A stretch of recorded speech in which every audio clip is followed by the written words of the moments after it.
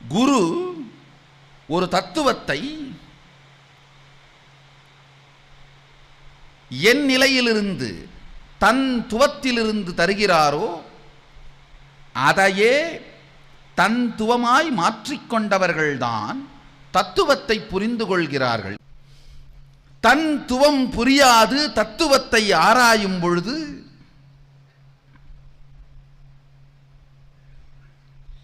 இதுபோல்தான் ஊசி வாங்க சென்று பனைமரம் வாங்கி வந்த ஊசியும் காசிக்கு ஆகாத நிலைக்கு ஆனது போல் ஞானத்தை அடைவதற்காக எதையோ தேடிச் சென்று அதையும் இறுதியில் அடையாத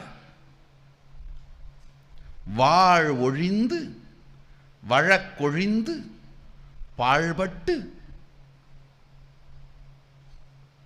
நிற்பது மட்டுமல்லாது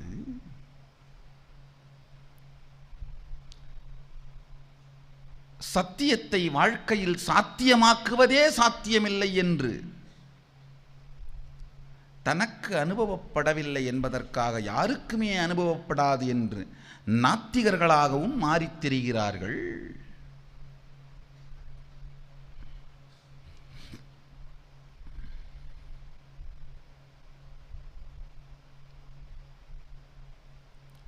தன் துவம்